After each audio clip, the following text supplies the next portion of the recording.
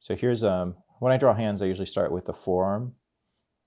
And then, like I was saying earlier, the gesture of the forearm into the hand is one I always keep as like an enveloped, could be like a sock. If you put a sock over the hand and the forearm, I would just want one shape like this. And then once I have my shape, then I'll break up the parts. So first would be, where's the forearm? Okay, I can kind of see that plane change, or you could, if you can't see a plane change, then look for light and shadow breaks, even if it's half tone, because that'll give you a good idea of where those differences are. So this is the radius. This is the underside of the forearm. So that's a 2x4. And then what's my palm doing? Well, let's draw that. First, let's finish this, draw it all the way through, radius. Now the palm, it can't twist off this. So that's why I like to start with this, because it gives me everything I would need. The palm can change directions. So like here it's going this way now. But I can just use the same width and depth as the forearm to understand the directional shifts. So if it moves a little bit that way, maybe it just means I get a little bit of a space in there. Space here, like this distance. So that would cause some stretch. But as long as you have these, the starting of the forearm, then you can't really go too wrong. So I just change their direction and pull them out. Again, we're doing, this is the underside, so that would have that curved surface to it.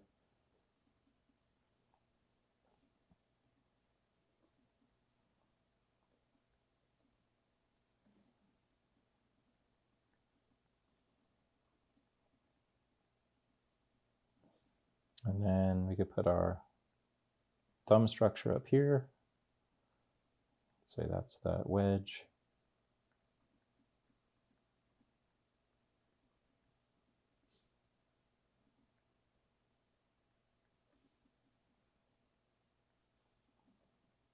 So here's the top, and then this is the side.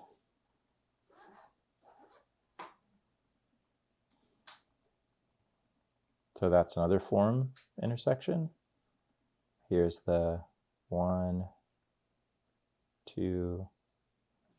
So that's where the thumb would be. Here's the gesture of the index finger. And now let's, on top of that gesture, find the breakup of the bones.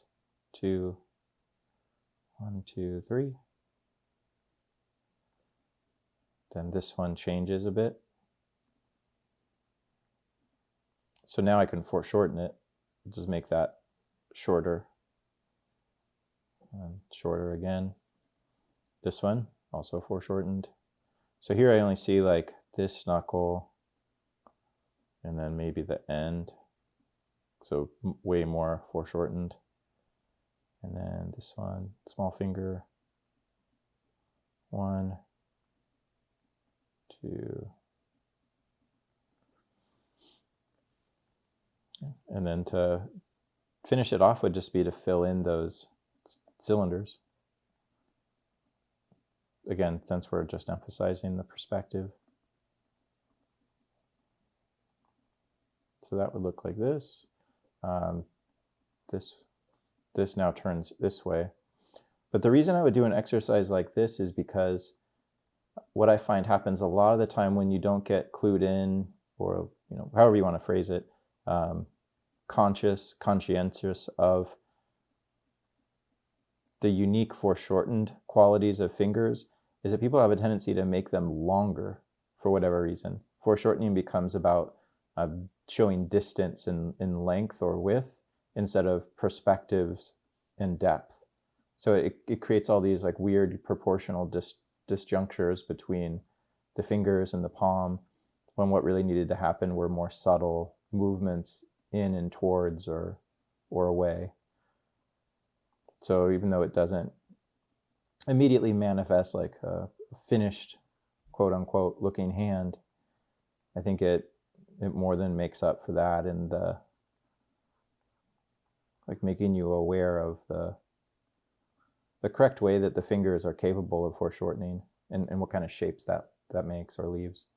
So like for this one, if you just compare this one to the one I just did, the one above, You could see how much like of a difference in the length there is.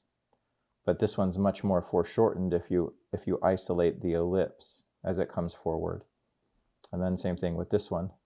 So the difference really is in how open the ellipse becomes.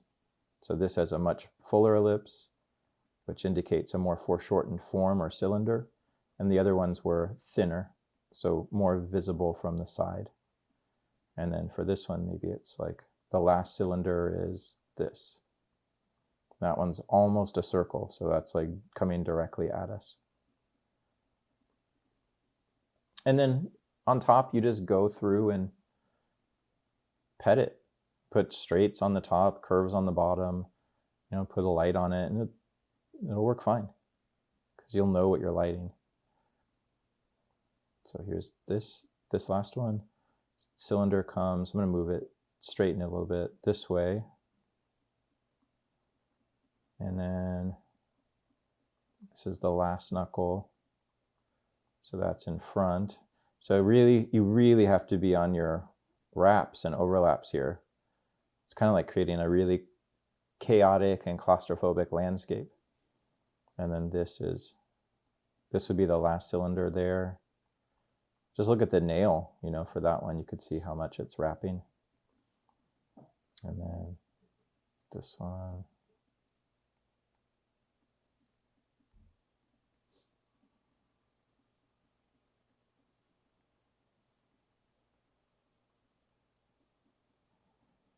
So that'd be the pinky finger. And then you could see what I was talking about earlier with the light and shadow. Like notice how this whole plane is in shadow to this point. So that would be a plane that's kind of facing away.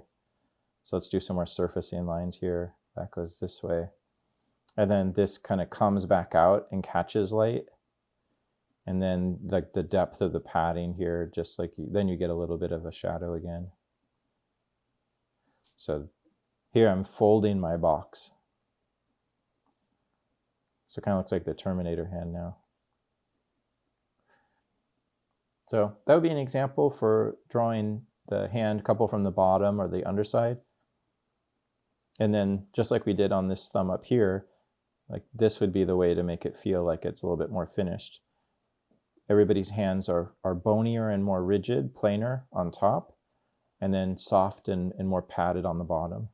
So that all I'm doing now is just curve versus straight. So there's a couple examples for how to see and interpret some perspective around the hand. Let's put in so